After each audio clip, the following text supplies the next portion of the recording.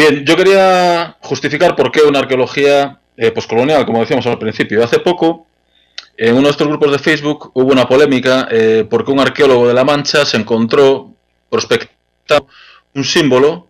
¿Se escucha bien? Bueno, encontró un símbolo grabado en hierro y lo interpretó como un petroglifo de la Edad del Hierro, ¿no? El tema es que era el símbolo del Instituto Nacional de Colonización, ¿no? Estaba una canalización que estaba más o menos cubierta por barro, y esto nos demuestra el grado de desconocimiento que hay precisamente de este periodo histórico, de su materialidad, y después la gran duda que sigue sembrada en la academia sobre si este periodo hay que estudiarlo arqueológicamente o no, si esto es arqueología o no. Bueno, pues nosotros creemos que otro motivo es que es muy interesante cómo esta arquitectura de la que hablaba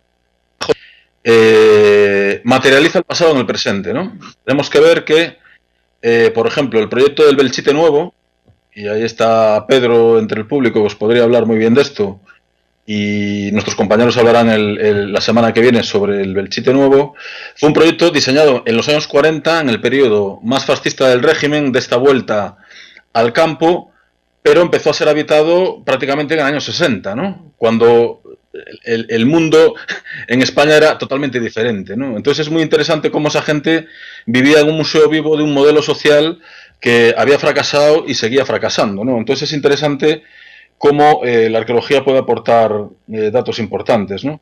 Después de la arqueología estamos viendo cómo la tremenda coherencia del fascismo como ideología en España, cómo esos ingenieros fascistas, esos ideólogos falangistas, hicieron lo que se propusieron realmente, ¿no? Es decir, recolonizar agrariamente España, la vuelta en la época de la autarquía a los valores esenciales de la patria, a una economía dirigida, a un modelo fascista de autoridad, jerárquico, esas casas de ingenieros, de obreros, esos escalafones que se materializan en el urbanismo, definen un modelo de sociedad evidentemente que no es democrático, ¿no?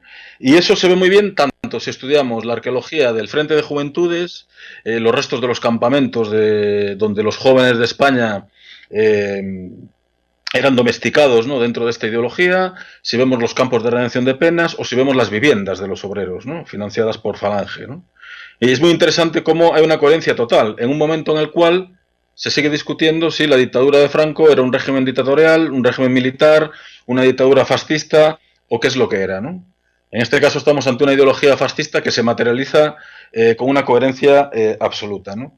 Y después la necesidad de comparar. Yo creo que el gran valor de este proyecto de investigación es la perspectiva comparada, ¿no?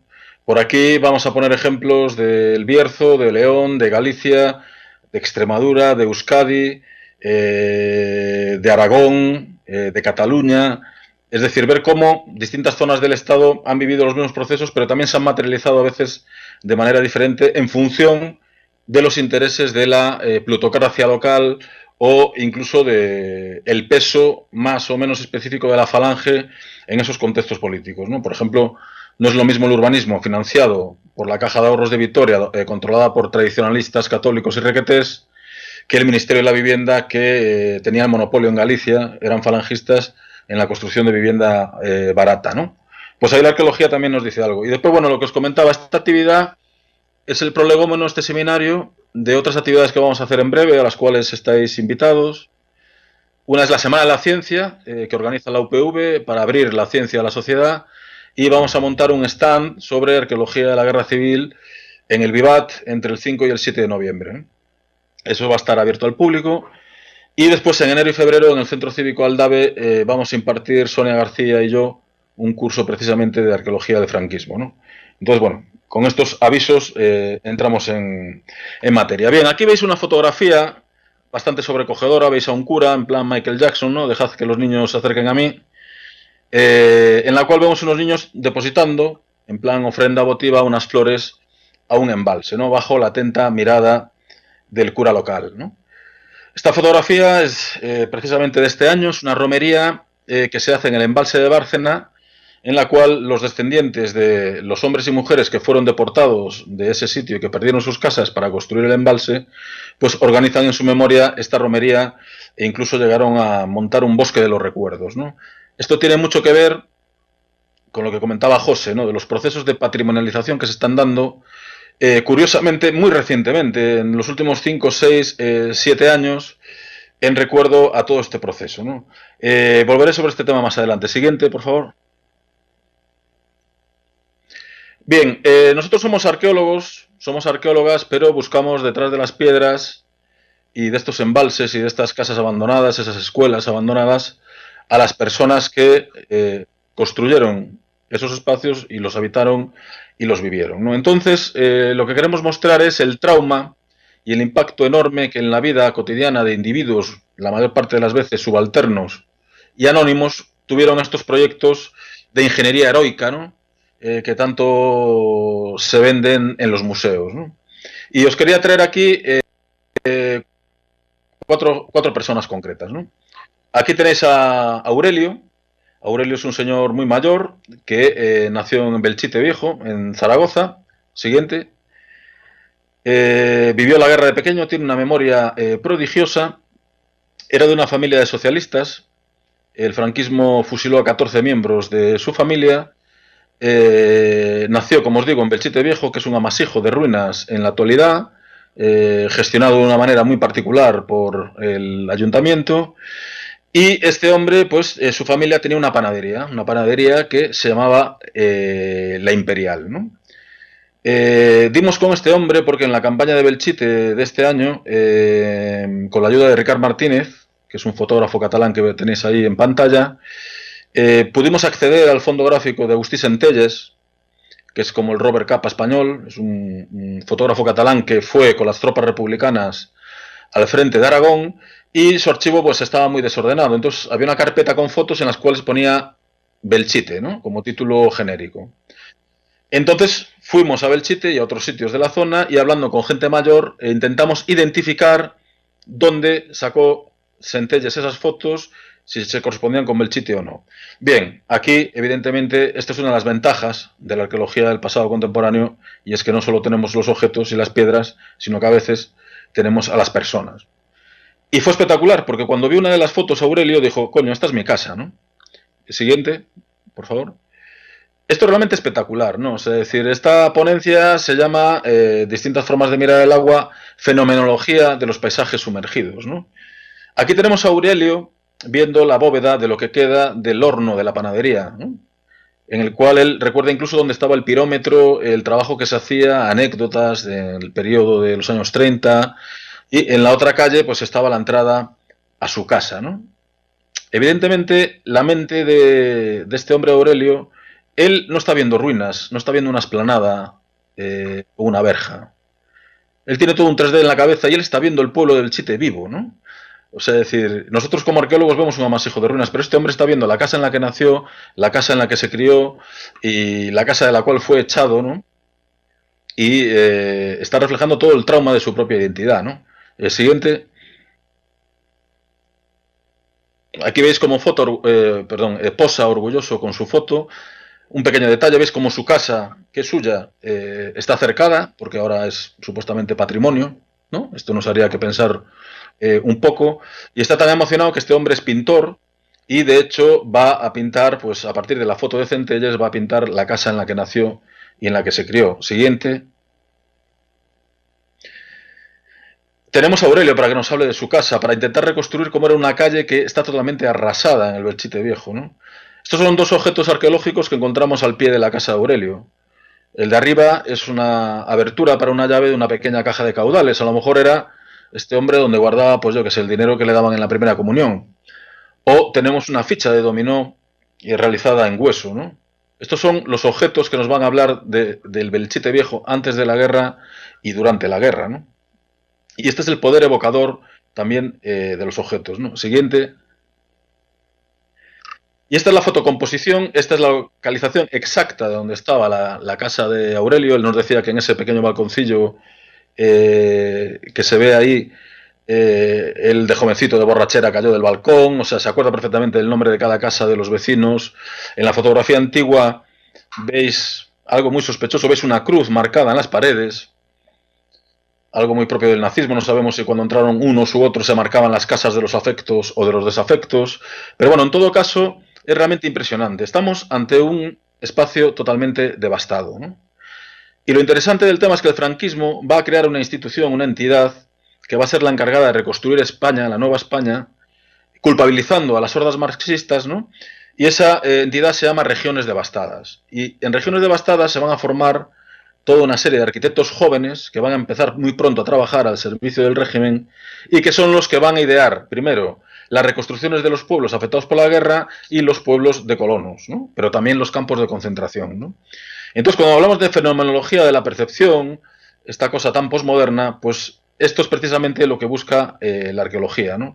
Lógicamente, a partir de la materialidad, sin el testimonio vivo de estas personas es muy difícil acercarse a este paisaje.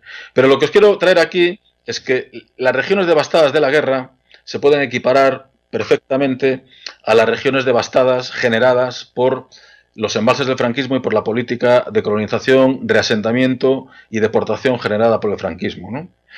Este hombre, Aurelio, no se olvida de sus raíces y de sus orígenes y, de hecho, lo que va a hacer es pintar precisamente esa casa. Es un hombre que socialista, que con las elecciones democráticas en la transición sufrió coacciones de la ultraderecha y es un hombre totalmente traumatizado al que nunca han dejado volver a su casa, ¿no? O sea, para que veáis el impacto crítico y brutal y como él multiplicadlo por cientos y cientos de familias, ¿no?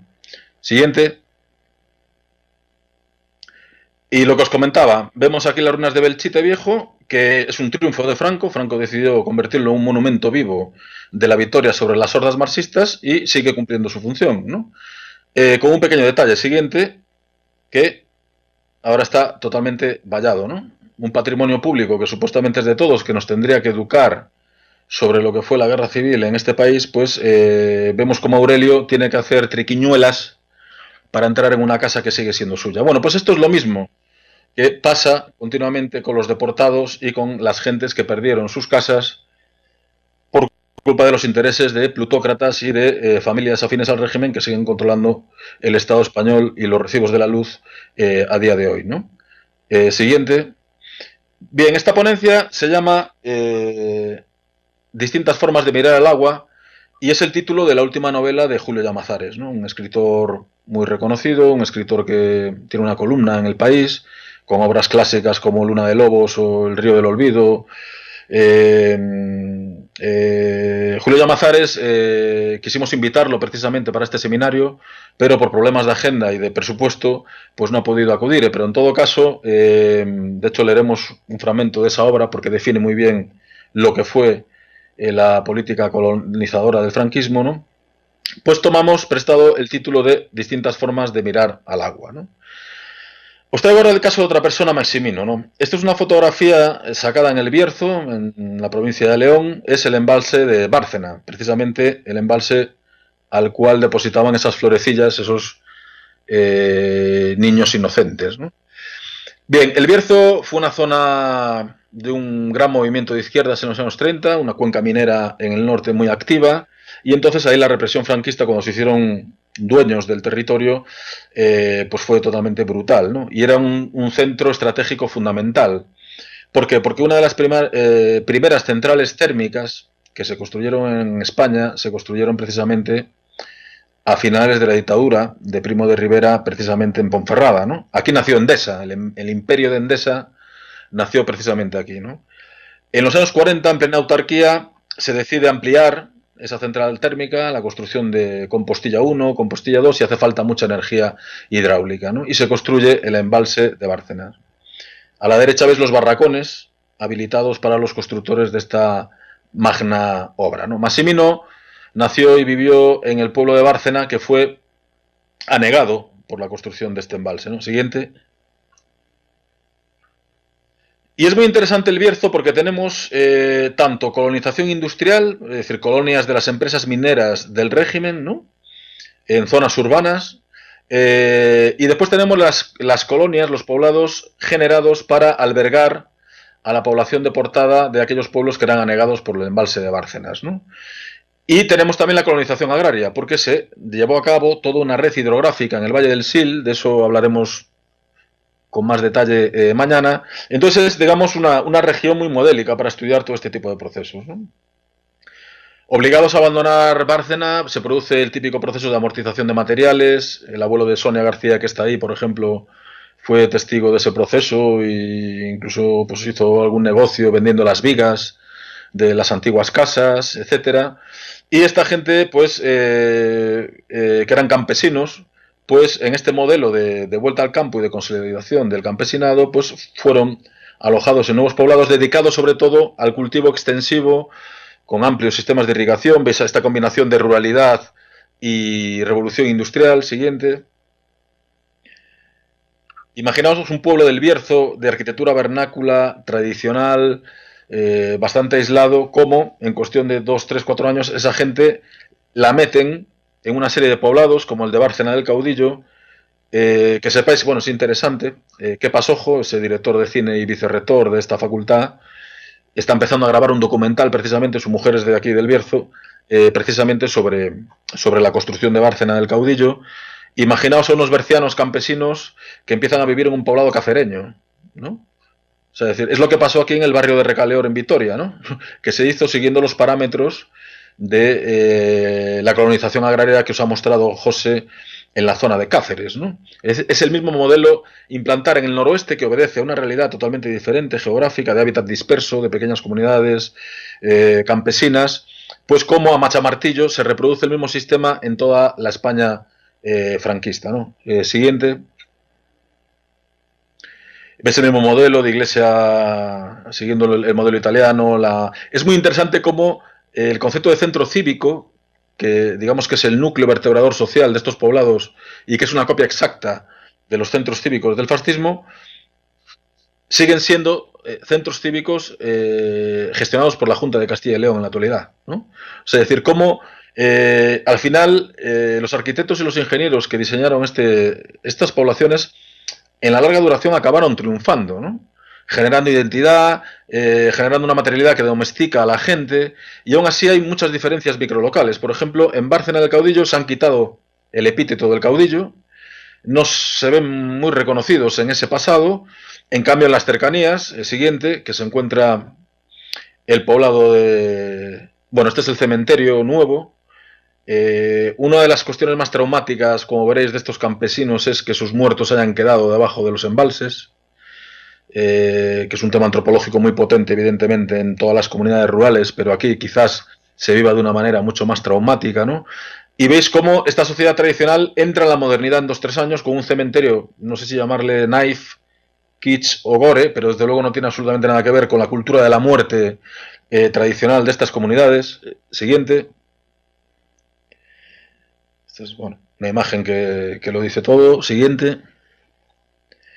Y vemos cómo en el vecino Posada del Bierzo, que sí, como comentaba José, ha fracasado o ha triunfado este modelo. Bueno, en Bárcena del Caudillo, los campesinos que fueron ahí deportados aguantaron 2-3 años, porque lo que hicieron fue alquilar esas viviendas nuevas, marcharse a la emigración, muchos a Euskadi y a Cataluña, o intentar comprar un piso en Ponferrada, que era, digamos, la ciudad emergente en ese momento, y trabajar en otras zonas. O sea, realmente fue un auténtico fracaso, ¿no? En cambio, en Posada del Bierzo siguen viviendo de la irrigación, de la plantación extensiva pues de perales, manzanos, y es curioso cómo aquí sí mantienen incluso hasta la placa fundacional o incluso la nomenclatura de las calles, o sea, la Avenida del Caudillo, José Antonio Primo de Rivera, etcétera, etcétera, ¿no? Para que veáis cómo a nivel microlocal hay grandes diferencias en función de la experiencia colectiva también, ¿no? Siguiente. Bueno, lo que os comentaba, desde hace 7 años hay una romería del Pantano de Bárcena organizada por distintas asociaciones, y para que veáis un poco el modelo de recuerdo y de memoria que tiene esta gente, ¿no? Es decir, asumen que ellos son víctimas de un proceso bueno para la colectividad, para el desarrollo de Ponferrada, del Bierzo, el progreso y la modernidad, ¿no? No quieren ningún tipo de ajuste de cuentas, y lo que hacen es recrear un pasado narcotizante, aséptico e imbuido de religiosidad, ¿no? Lo que es impresionante es cómo el nacionalcatolicismo que diseñó estos poblados ha acabado triunfando, porque lo que hace esta gente es un desfile con santos, ir hasta el embalse, una ceremonia religiosa, todo monitorizado evidentemente por los curas, y folclorizarlo, ¿no? Ahora se han unido los pendones leoneses, que es una tradición que viene ya de la época del Reino de León, van con un carro de bueyes, es decir, como una romería gallega, en el caso que conozco yo, o una romería leonesa, ¿no? Es decir, en ningún momento se trata directamente el trauma que supuso esto, ¿no? ¿Por qué hablaba de Maximino? Porque Maximino, cuando se hizo muy mayor y tuvo Alzheimer, ya muy avanzado, pues desapareció de casa un día, tardaron 3 días en encontrarlo, y lo encontraron precisamente a la vera del envase de Bárcena. Él se había escapado de casa, ya sabes que en el Alzheimer, a medida que avanza la enfermedad, tus recuerdos van retrotrayendo hacia la infancia, ¿no?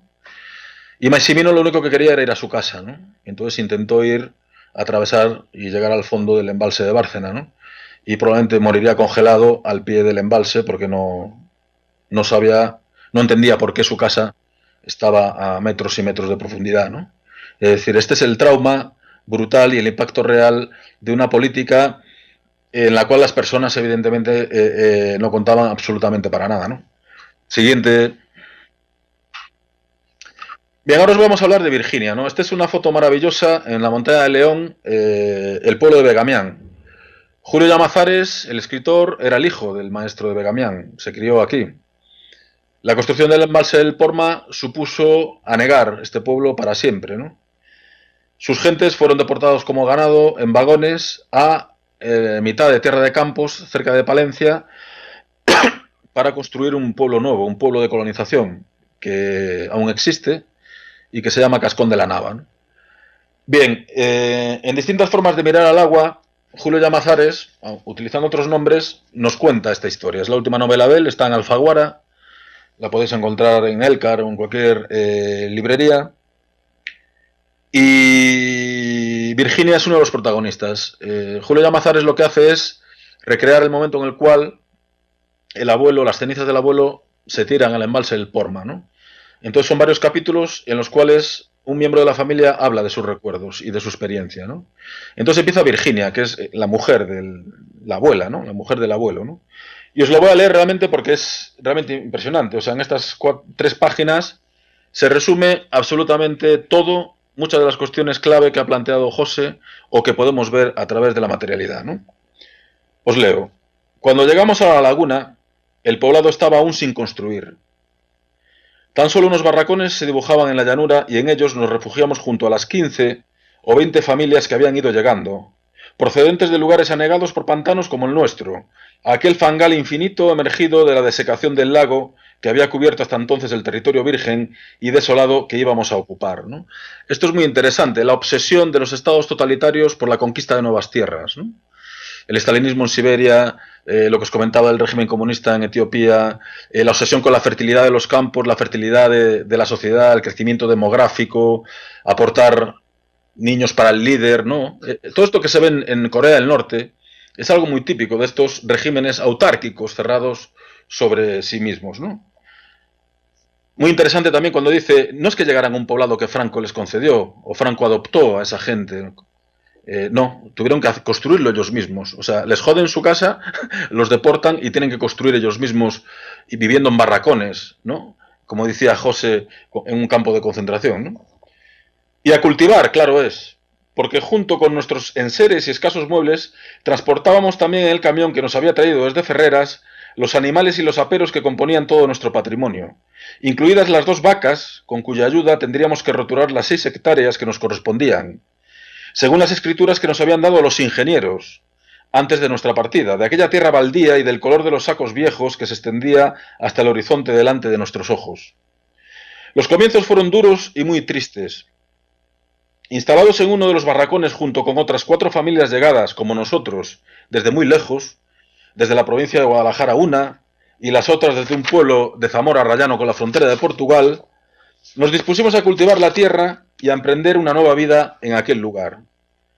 ¿De qué nos valía ya añorar los verdes prados de Ferreras, los regueros y los huertos junto al río, los pastizales de las colladas y de los puertos de las montañas hasta los que subíamos a las ovejas en el verano, y desde los que contemplábamos el maravilloso circo de peñas blancas e inaccesibles que rodeaba el hermoso valle de nuestro pueblo, diminuto allá en el fondo, junto al río que terminaría con él? Ahora, lo que teníamos era solamente eso, 6 hectáreas de terreno plano como una masera de las que tendríamos que extraer el fruto que nos permitiría alimentar a los 4 hijos, los 4 todavía pequeños para trabajar. Teresa, que es la mayor, tenía apenas 16 años. Fue a la que más le costó dejar atrás nuestra casa y a las gentes de Ferreras para siempre, pues por su edad era la más consciente de todos. José Antonio y Virginia, más pequeños, aunque también lloraron cuando nos fuimos y durante varios días permanecieron casi en silencio, sobrecogidos por la soledad del sitio en el que íbamos a vivir, enseguida se adaptaron y olvidaron Ferreras. Si no del todo, sí como referencia, y lo mismo le ocurrió a Agustín. Justo lo contrario que nosotros, su padre y yo, que como los demás colonos, mientras más pasaba el tiempo, más añoranza sentíamos de nuestro antiguo pueblo y de las montañas que lo envolvían y que son las mismas que me contemplan de nuevo hoy, solo que rodeadas de un lago inmenso, el del pantano bajo el que yace aquel. Domingo, su marido, nunca quiso volver a verlas mientras vivió. Al revés que otros vecinos, él nunca quiso volver aquí ni consintió en que nuestros hijos lo trajeran, como sí hicieron conmigo a veces. Él se quedaba solo en la residencia, o antes en nuestra casa de la laguna, y cuando regresábamos ni siquiera nos preguntaba qué habíamos visto, ni si habíamos encontrado algún antiguo vecino, que como nosotros, hubiera vuelto al borde del lago que ahora sepultaba el valle a imaginar bajo él los tejados de las casas y las calles sumergidas de Ferreras. Durante los 45 años que han pasado, desde el día en el que con la casa a cuestas abandonamos esas montañas camino de la llanura, Domingo nunca volvió a hablar del pueblo, como tampoco lo hizo de Valentín, el pobre hijo que se nos murió tan pronto, ¿no? Yo creo que los sirios que están ahora en la frontera entre Croacia, Serbia y todo por ahí probablemente estén pensando lo mismo, ¿no? Domingo prefería olvidarse del pasado y para eso lo mejor pensaba era no nombrarlo. Yo, en cambio, aunque me habría gustado hacer como él, borrar los momentos malos de mi memoria y vivir como si nunca hubieran existido, jamás lo pude lograr. Al contrario, mientras más hacía por olvidar, más recordaba y me dolía el recuerdo. Me pasó con Valentín, de cuya temprana muerte nunca me recuperé, y me pasó con su abandono forzoso al dejar Ferreras, en cuyo cementerio sellado por una capa de hormigón, una medida obligada a fin de evitar que el agua erosionara la tierra de las sepulturas y sacara los huesos de los muertos a la luz, quedó como la mayoría. O sea, su hijo pequeño quedó allí enterrado en el cementerio. Hubo quien sacó a los suyos y se los llevó a otro sitio, pero Domingo y yo, cuando nos lo plantearon, decidimos dejar los nuestros en su lugar, incluido Valentín, ya que nosotros no podíamos hacerlo. Sepultados bajo el agua del pantano como aquel, aquí quedaron los casi 40 años que había vivido hasta ese momento, todos en la misma casa en la que nací y crecí, igual que mi madre y que mi abuela Andrea. 40 años, si no felices del todo, sí al menos muy tranquilos y apacibles, pues nuestra vida estaba ya encarrilada por los mismos caminos que las de nuestros antepasados. Aquellos hombres y mujeres que levantaron para nosotros todo lo que ahora teníamos. Siguiente. Y por eso hablamos de fenomenología de la percepción o del paisaje, ¿no? Richard Kapuczynski, ese periodista polaco genial, que tiene varios libros de viajes, tiene uno sobre Rusia, que se llama Imperio, ¿no? Y en un momento dado nos dice que el alma rusa está condicionada por el paisaje de las amplias superficies, del territorio extenso, vasto, incontrolable, ¿no? Y que eso justifica mismamente la geopolítica de los rusos a lo largo de la historia, ¿no? Y evidentemente que los paisajes marcan. Los paisajes se construyen, pero el medio ambiente, la geología, el contexto, condiciona muchísimo la percepción y la propia mirada, ¿no? Y aquí es donde viene lo básico. Imaginad lo que es pasar de una montaña de León a 1000 y pico metros, un hábitat disperso, una comunidad campesina, con sus instituciones comunales, sus juntas vecinales, su manera de estar en el mundo destruida en cuestión de días, ¿no? Y los meten aquí, ¿no? A desecar una laguna para construir, lo que os ha comentado también José, pues un espacio de control social, con ese planteamiento hipodámico, y esta gente pues entró en la modernidad en el Estado así a bote pronto, ¿no? En la laguna, en cambio, todo lo hubimos de construir nosotros, salvo las casas que las hicieron obreros llegados desde muy lejos, aunque eso sí, las tuvimos que pagar nosotros. 20 años nos costó a Domingo y a mí terminar de hacerlo, que eso es lo que no sabe la gente. En Belchite Nuevo la gente tuvo que pagar religiosamente por sus casas, ¿no? O sea, es decir, ese es el quid de la cuestión, ¿no? Todo lo demás lo levantamos con nuestro propio esfuerzo y dedicación sin más ayuda que la de nuestros vecinos, gentes llegadas, como nosotros, a aquella tierra baldía, tras haber sido expulsadas por la fuerza de las suyas. Cuánto tuvimos que trabajar y cuánto sudor dejamos en las que ahora son tierras fértiles y productivas, pero que cuando llegamos no era más que un lodazal del que al llover brotaba el agua de nuevo, hasta el punto de que a veces tuvimos que abandonar precipitadamente los barracones para buscar un lugar seguro fuera del territorio antiguo de la laguna, o sin llegar a ese extremo dormir con una mano fuera de la cama para que el agua no nos mojara si subía más de la cuenta. Así que dejamos un pueblo hundido y nos establecimos en otro nuevo que navegaba en la indefinición, a veces en el agua y otras en medio del cereal y los girasoles. Lo más duro fue, no obstante, para los que procedíamos de lugares montañosos como nosotros al menos, acostumbrarse a los nuevos horizontes y a la falta de accidentes geográficos que nos sirvieran para orientarnos en la llanura. Habituados como estábamos a que los montes y las colinas, los árboles y los caminos, las espadañas de las iglesias y las montañas de alrededor nos indicaran nuestra situación, en la antigua laguna de secada no había una sola referencia que nos sirviera para orientarnos excepto el sol. Solo él nos ayudaba, en los primeros tiempos al menos, a situar los puntos geográficos y con ayuda de ellos los campos que nos pertenecían.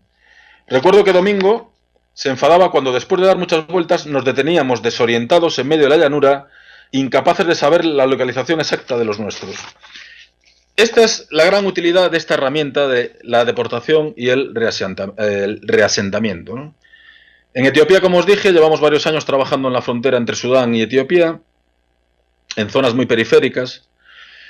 Bien, y durante el régimen comunista, durante la guerra civil etíope, la dictadura comunista lo que hizo fue deportar miles y miles de grupos étnicos del sur de Etiopía hacia el norte y el noroeste para grandes proyectos de irrigación del Nilo Azul, ¿no? Ese es el gran poder de Etiopía en la actualidad. Si Etiopía corta el grifo, se ve afectado Sudán y Egipto, ¿no? Y entonces, bueno, es un proyecto también totalmente totalitario. Entonces, imaginaos a esa gente que vivía en sus cabañas con una tecnología calcolítica cerca de Old Dubai y los meten en un espacio también como este, de amplias superficies que desconocen por completo, ¿no? Entonces, claro, nosotros cuando vamos a hacer etnografía, antropología con esa gente no tiene memoria del lugar más allá de hace 30 años. O sea, no saben lo que pasó en ese paisaje, no han construido ese paisaje, ¿no? Entonces, claro, es gente que no tiene referencias, y esa gente es la que es domesticada, y es la que es perfectamente domesticada por un régimen totalitario, ¿no? Que la gente olvide y que la gente no tenga referencias en el paisaje es una herramienta cojonuda, ¿no? Y en eso consistió este proyecto de ingeniería social del franquismo, ¿no? Y sin embargo aquí qué fácil era orientarse en la montaña de León, decía, ¿no? Incluso todavía hoy, con todo el valle ya sumergido, podría señalar la situación no solo de cada aldea, Quintanilla, Campillo, Utrero, Begamián, sino de la carretera y de los caminos. Y al hilo de estos, de nuestros huertos, de nuestros prados, del soto en que se esteaban las vacas en el mes de agosto, cuando el calor arreciaba hacia el mediodía, de la majada en la que guardábamos las ovejas en el invierno y en la que más de una vez dormía acompañando a mi madre con la becera cuando era joven.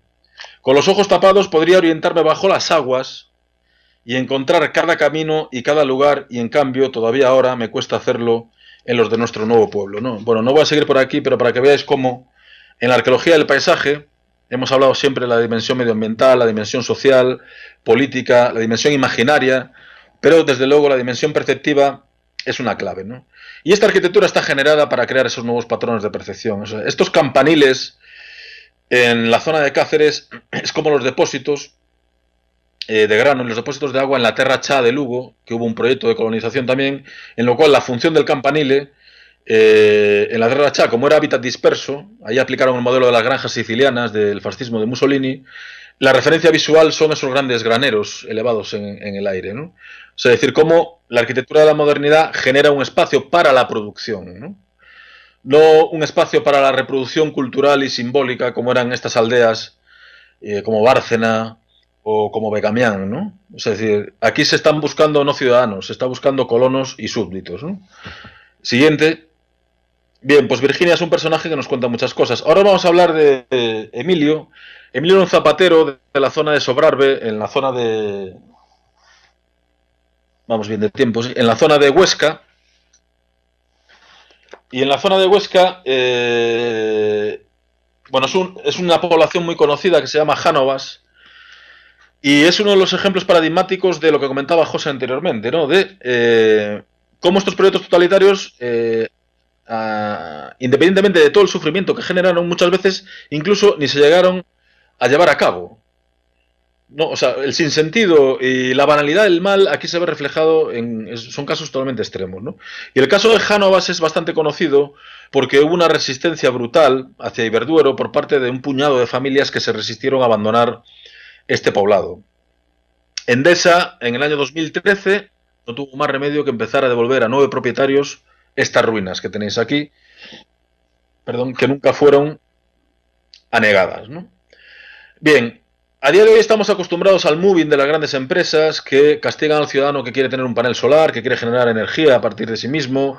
Estamos al servicio de esos grandes poderes generados precisamente en el tardofranquismo y que controlan el sector energético español a costa de todo este sufrimiento y que siguen haciendo moving a los hippies que quieren ir a la montaña a montar su modelo de vida alternativo, al paisano que quiere seguir siendo autosuficiente, etcétera, etcétera. Bien, pues todo eso que se vive en la actualidad viene ya del franquismo. Entonces, os voy a leer la estrategia seguida por Iberduero, por los caciques locales de esta zona de Aragón, por la propia administración, para comerle la moral a estas familias que resistían aquí. Y uno de los símbolos fue este zapatero anónimo llamado Emilio, ¿no? No todas las familias de Jánovas eran propietarias. Emilio Garcés, zapatero, con su mujer Francisca y sus 6 hijos, y Antonio Buisán, carretero, con su mujer María y sus 5 hijos, alquilaban sus casas y un pequeño terreno a cambio de su trabajo y de algo de lo que cultivaban.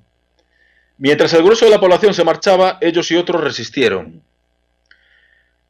Estas estrategias de resistencia que nunca veréis en un centro de interpretación o en un museo de los colonos en España, ¿no? Sabían que en los sitios en los que se habían construido presas todos habían tenido que marcharse finalmente debido a la escala física de la operación. Aquí en cambio no estaba pasando nada, entonces ¿por qué preocuparse? Cada vez que alguien de Iberduero acosaba al lacónico Garcés, a este hombre, a Emilio, él le contestaba que no se preocupara, que no pensaba beber demasiada agua de la de ellos. Hasta ese momento, según ellos, Iberduero había dado un solo paso en falso, pero era un paso enorme. Ansiosos por encontrar un incentivo adicional y que no les costase nada para los propietarios que pensaban vender sus propiedades, habían incluido una cláusula en su contrato estándar por la cual los que vendían podrían continuar disfrutando del uso de sus antiguas tierras sin pagar alquiler hasta que comenzara el trabajo en el embalse. Tan pronto como los propietarios más importantes hubieron vendido, la empresa se arrepintió de lo que ahora llamaba su exagerada generosidad. Algunos de los que, según aquella cláusula, aún tenían derecho a cultivar sus antiguas tierras, afirmaban que para hacer esto necesitaban vivir en ellas. La empresa respondió dinamitando algunas casas sobre pretexto de que estaban en condiciones peligrosas, ¿no? Esto suena, ¿no? En el Recaleor, por ejemplo, es el proceso, se apela siempre a seguridad, higiene y a la peligrosidad, ¿no? Para acabar con el movimiento Ocupa, ¿no?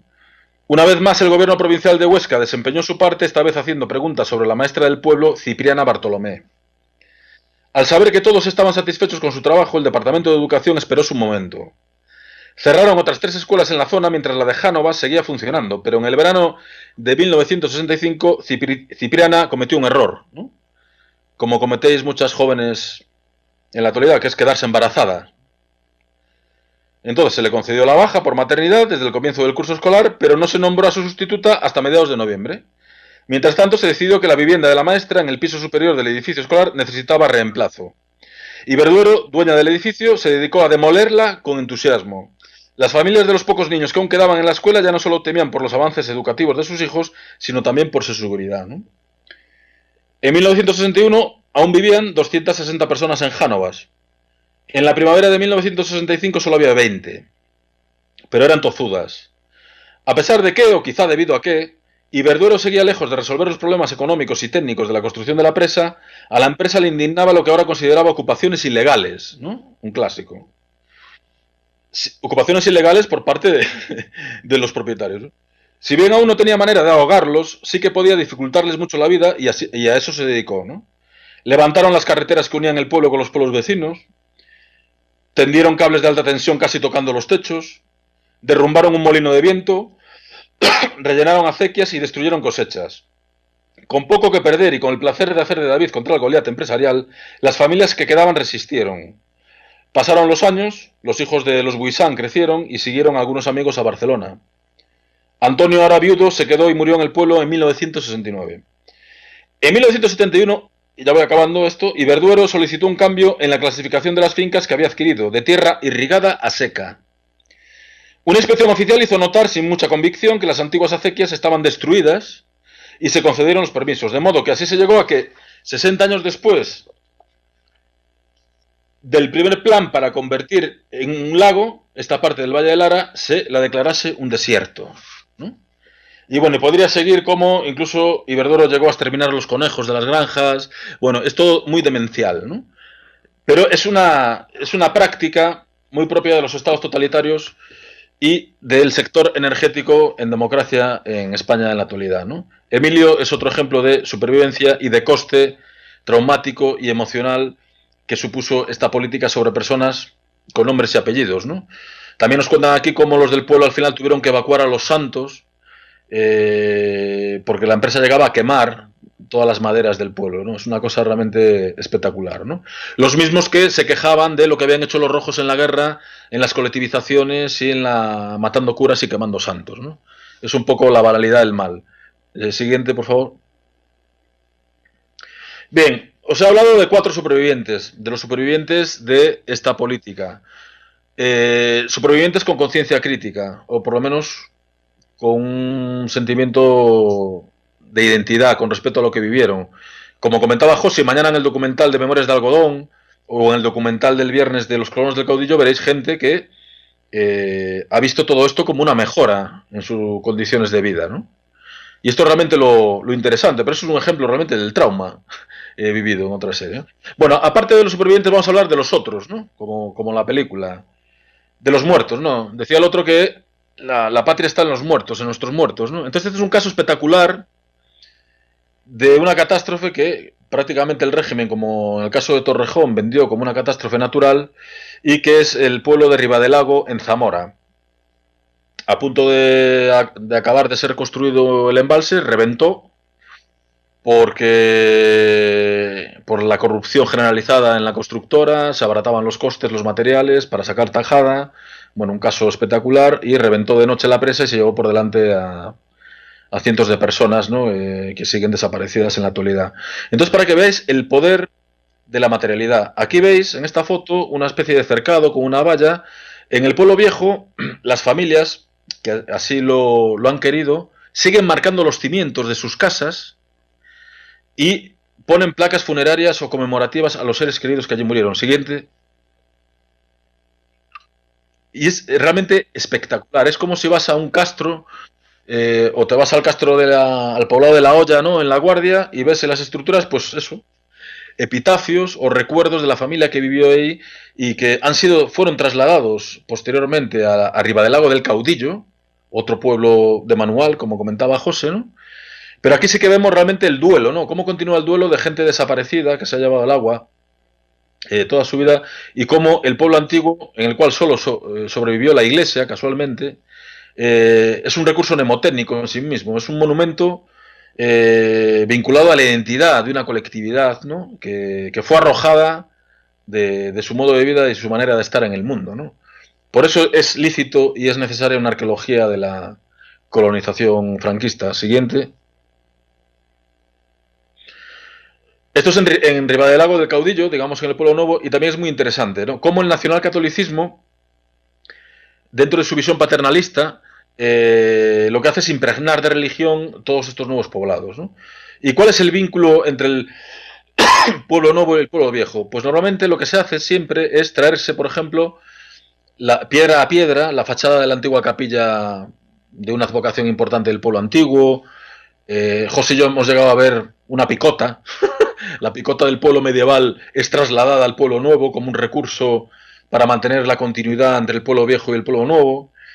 Pero lo normal es que se traigan símbolos religiosos, cruces, fachadas de capillas o, bueno, ya veis aquí, esto es una cruz y en la base, en el pueblo nuevo, pues inmemorian y la fecha de la tragedia de Ribadelago del Caudillo, ¿no?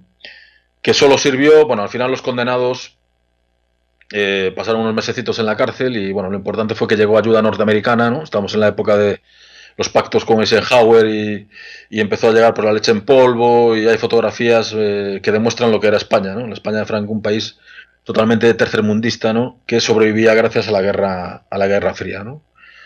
Siguiente. Con esto os quiero seguir advirtiendo que estamos hablando de clases subalternas, ¿no? De campesinado, que si esta gente hubiera caído hubiera sido mejor exterminarlos, ¿no? Literalmente eran un problema para el avance de este proyecto de ingeniería total, ¿no? Y el objetivo político e ideológico precisamente era el de generar un nuevo tipo de persona que es el colono. Esto es muy propio de la España de ayer y de hoy, ¿no? Categorizar al otro, ¿no? Se creó la figura del moro, se creó la figura del indio americano, la figura del mambís cubano, ¿no? Durante las guerras del siglo XIX en Cuba, la imagen del rifeño, ¿no? En las guerras de Marruecos, y a partir de un totum revolutum de todos los tópicos de esas figuras, se creó la figura del rojo en plena guerra civil, ¿no? Y en este caso es un poco lo mismo, es generar una nueva figura que es la del colono, de gente adepta al régimen.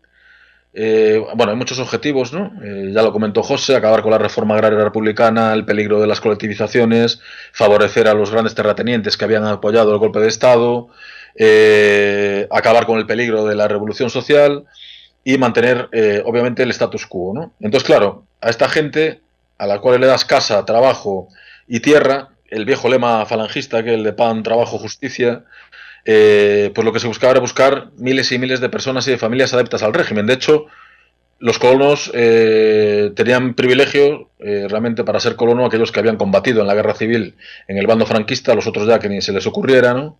O por méritos de guerra, o incluso mutilados de guerra, en la línea de la Nueva España, ¿no? Entonces, claro, era un proyecto ideológico y político clarísimamente, ¿no? Siguiente, y aquí, bueno, no me voy a extender mucho más porque iremos viendo casos concretos.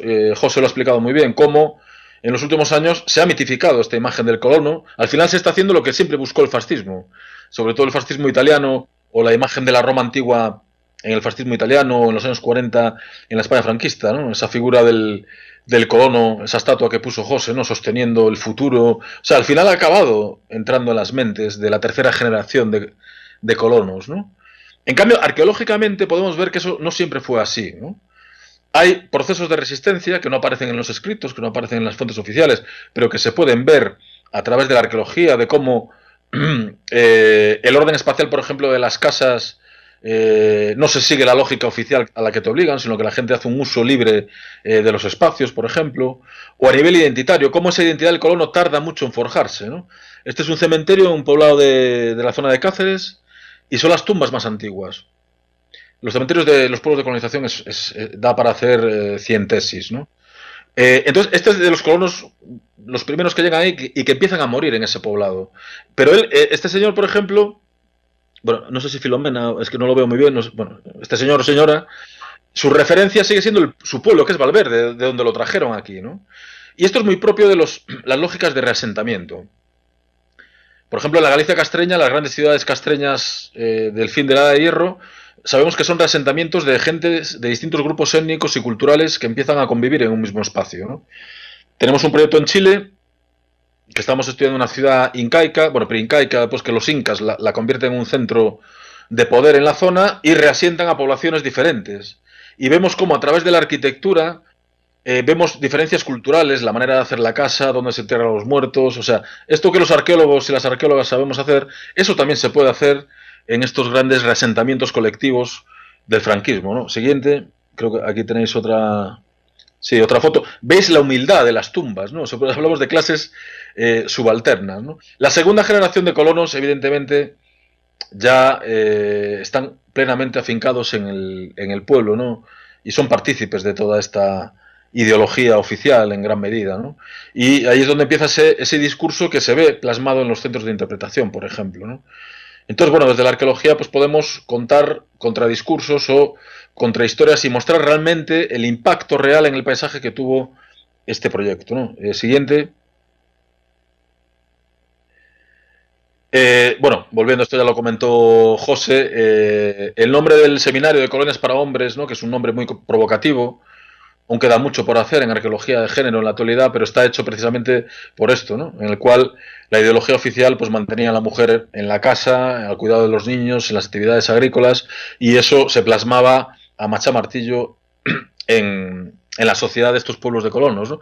Y esta estela es maravillosa, o sea, se nombra a los colonos hombres, varones, que esto es de ahora, y señora, ¿no? O sea, para que veáis cómo se mantiene el modelo social que quiso implantar el franquismo, cómo se mantiene a nivel de percepción y de imaginario, y eso es brutal, ¿no? Eso es brutal, ¿no? Siguiente. Y cómo, en gran medida, consiguen su objetivo, ¿no? El franquismo de generar esa identidad colona, ¿no? Que son vistos como niños, como buenos salvajes, que tienen que ser dirigidos por los curas del pueblo, por los ingenieros, el papel de los ingenieros siempre tutelando a los campesinos subalternos que no tienen ni puta idea, ¿no? De nada. Y esto es muy interesante, por eso la materialidad nos muestra precisamente esta faceta, ¿no?, de control social. Las vidrieras, hay muchísimos artículos en internet de la arquitectura de los poblados desde el punto de vista estético, de cómo las vanguardias madrileñas lo dieron todo en las cristaleras de las nuevas iglesias, de cómo un espacio tradicional al final albergaba la vanguardia del arte, pero no se dice absolutamente nada de cómo eso era una tecnología de control social, ¿no? Y las vidrieras de los poblados, de las iglesias, de los poblados de colonización, simple y llanamente hacen la misma función que hacían los retablos románicos en el rural gallego, por ejemplo, en el siglo XI o en el siglo XII. O sea, es decir, mostrar cuál era la realidad de una sociedad española, católica y sentimental, ¿no? Como decía el otro, ¿no? Pues os quiero decir, y eso es mostrar, pues eso, esta gente que no sabe leer ni escribir, totalmente subalternos, que hay que hablarles con dibujos, ¿no? Y que como son incapaces de organizarse políticamente, pues tenemos que montarles aquí el centro cívico, la sección femenina, etcétera, etcétera, ¿no? Y eso, la materialidad muestra realmente ese contraste brutal entre el proyecto ideológico y la realidad de unas comunidades campesinas que estaban muy bien organizadas, que tenían su propia visión del futuro, ¿no? Y que no tuvieron que sufrir esto a lo que se vieron abocados, ¿no? Siguiente. Bien, y para terminar, nosotros en Galicia, el folclore gallego, hay muchas leyendas sobre ciudades desaparecidas, ¿no? Una ciudad que resulta que Jesucristo apareció allí pidiendo pan, se lo negaron y entonces se sumergió en las aguas, la ciudad desapareció, además tienen nombres muy... La ciudad de Antioquía, ¿no? La ciudad de Antela, de distintas ciudades. Son, en gallego se dice las ciudades asolagadas, ¿no? Las ciudades cubiertas por el agua, ¿no? Y es un ejemplo de esta perfección imaginaria del paisaje, ¿no? De cómo esos grandes espacios de lagunas son interpretados por la sociedad campesina tradicional de una manera mítica, ¿no? Y esto es un poco lo que ha pasado, por ejemplo, en Galicia, ¿no? La colonización franquista en Galicia alcanza cotas de surrealismo, de realismo mágico, ¿no? Los gallegos somos un poco así, ¿no?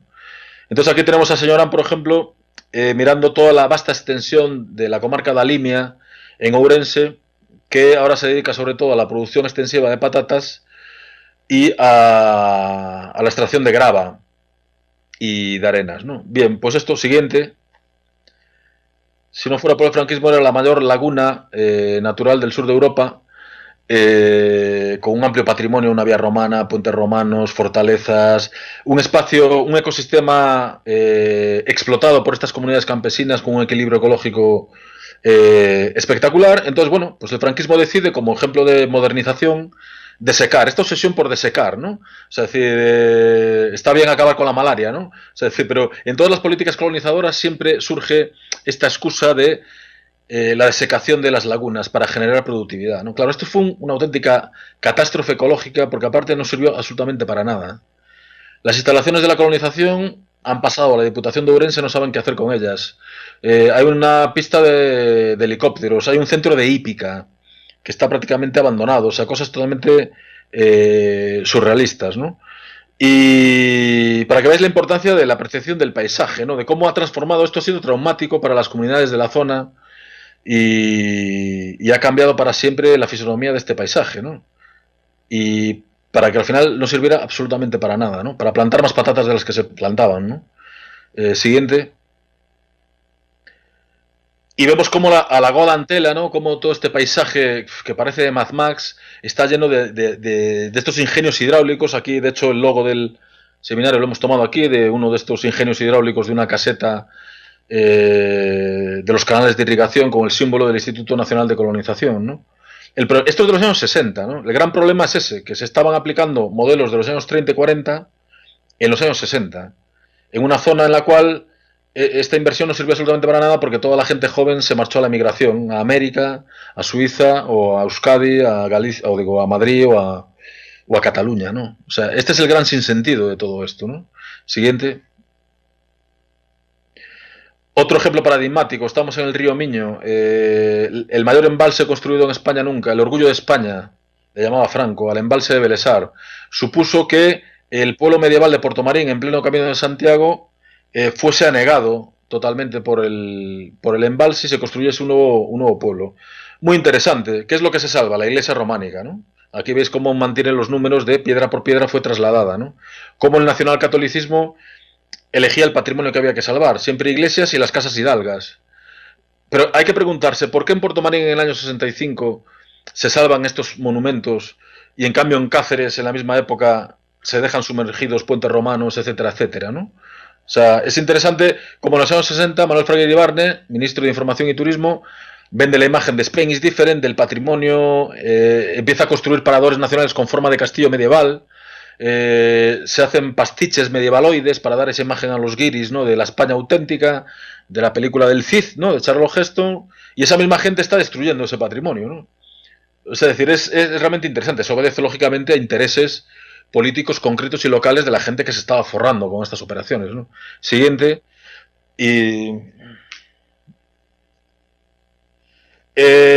y lo que os comentaba, cómo es espectacular, cómo en Galicia, Portomarín, Galicia, los que conocéis sabéis que tiene el 70% de la costa de España y el 70% de los núcleos de población, ¿no? Por el hábitat disperso, ¿no? Y tenemos una arquitectura y una manera de vivir concreta. Bien, pues vemos cómo los ingenieros y arquitectos deciden plantar una plaza mayor castellana en Portomarín como centro del nuevo pueblo de Portomarín. Siguiente, vemos cómo en Portomarín hay un síndrome de Estocolmo bastante acusado. Esta es la antigua placa de Franco y en la cual vemos ya como en el tardofranquismo sobre todo empieza a consolidarse ese ya no ese discurso fascista que vemos en los primeros poblados y los primeros embalses, sino el discurso de los 25 años de paz, del progreso, la tecnocracia, el avance de la ingeniería, estas obras que van a quedar para la posteridad, y cómo esta gente que ha sido puteada, que le han quitado todo, incluso tienen que agradecer al caudillo siguiente, pero no solo al caudillo, sino a la gente que se ha forrado con esta operación, ¿no? Pedro Barriga de la Maza es uno de los financieros españoles que con Juan March quizás fue el que más soltó pasta a Franco, amigo de la infancia de Franco y un íntimo de él, apoyó a Franco durante la cruzada y al acabar la guerra, pues Franco lo premió con todas las concesiones de Fenosa para construir estos embalses y forrarse, ¿no? Ese es el señor Pedro Barriga de la Maza, a quien esta gente tiene que estar tan agradecida. Siguiente, y hay bustos sobre toda esta obra benefactora, ¿no? Lógicamente la construcción en Belesar, el índice de accidentes de trabajo es brutal, es una de las obras en las cuales ha muerto más gente en España, construida evidentemente por batallones de trabajadores y presos políticos republicanos, y estamos hablando a principios de los años 60, finales de los 50, principios de los años 60, siguiente, en la cual se desarrolla una arquitectura totalmente fascista, se copian modelos italianos de embalses construidos por Mussolini, y vemos cómo Fenosa es un estado dentro del estado, ¿no? O sea, Fenosa mandaba muchísimo en Galicia, ¿no? Incluso hacen una fuente hacen escenografías arquitectónicas mostrando el progreso de la ingeniería, ¿no? Esta era una visita obligada para todos los escolares de Galicia desde el año 65 hasta la actualidad. Es lo que pasaba en Zaragoza, en Aragón, para visitar Belchite, ¿no? Eso os lo puede contar Pedro, ¿no? De cómo todos los colegios, incluso en los años 80, principios de los 90, iban a Belchite y se le contaba el discurso de las hordas marxistas, ¿no? Pues aquí es lo mismo, es una visión de mira lo que ha progresado España, ¿no? Y esta es la fuente de las energías hidráulicas. Siguiente. Y es como un monumento a Barriga de la Maza, a Fenosa, y esto lo resume absolutamente todo. Y este es el discurso que en la transición y en la actualidad va a llegar hasta nosotros, la ingeniería heroica, ¿no? O sea, ahora se quiere hacer patrimonio de la humanidad, toda la Ribera Sacra, toda esta zona de Galicia, es una zona vinícola, y este es el discurso, ¿no? Cuando construimos, no solo... Bueno, ya lo veis, es que no lo veo muy bien aquí. Nuestra utilidad presente, ¿no?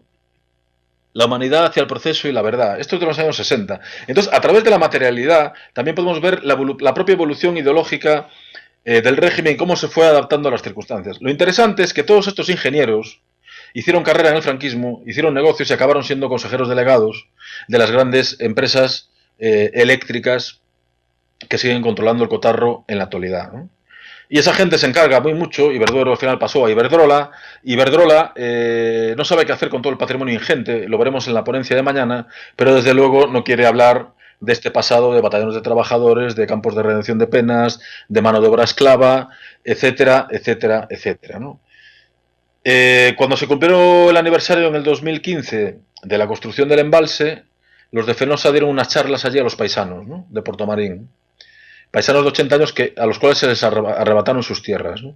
Y un señor al acabar salió llorando y dijo que hoy se había dado cuenta de la humillación que habían sufrido porque un subnormal de un ingeniero de Fenosa intentaba convencer a los paisanos de: mira qué bien os ha ido, ¿no?, con esta casa nueva y tal. Entonces el paisano decía: pero hijo de puta, o sea, me has fastidiado la casa donde nacieron mis abuelos, mis padres, donde tengo enterrado al hijo.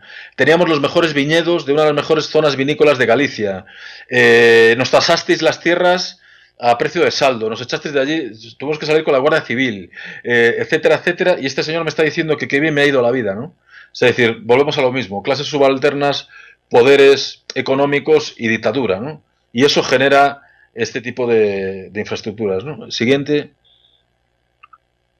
Y bueno, sí, con esto quería acabar. Cómo en el paisaje se engloban muchísimas dimensiones, ¿no? Y la dimensión política y perceptiva es realmente espectacular, ¿no? Acabo con esta fotografía.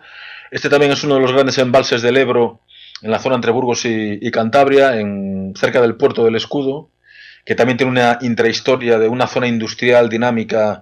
Se la cargó precisamente el embalse. Y veis en primer plano una especie de zigurat, de pirámide, ¿no? Es un sitio acojonante, ¿no? Es un cementerio italiano de los italianos que en la guerra civil, en la conquista del puerto del Escudo, en la ofensiva sobre Cantabria, del cuerpo de tropas voluntarias, pues murieron unos 300 allí, entre oficiales y soldados, ¿no? Entonces se construyó esta pirámide, en la puerta se ve la M gigante de Mussolini, ¿no?, y fueron enterrados los soldados y los oficiales, y ahora es un monumento fantasmático en medio de la nada, ¿no? O aquí en Vitoria-Gasteiz es impresionante ver un paisaje de la guerra civil, la guerra de los vencedores, ¿no?, como es el frente norte de Álava, y después cómo eso fue parcialmente anegado por el embalse de Ubar Gamboa, por ejemplo, ¿no?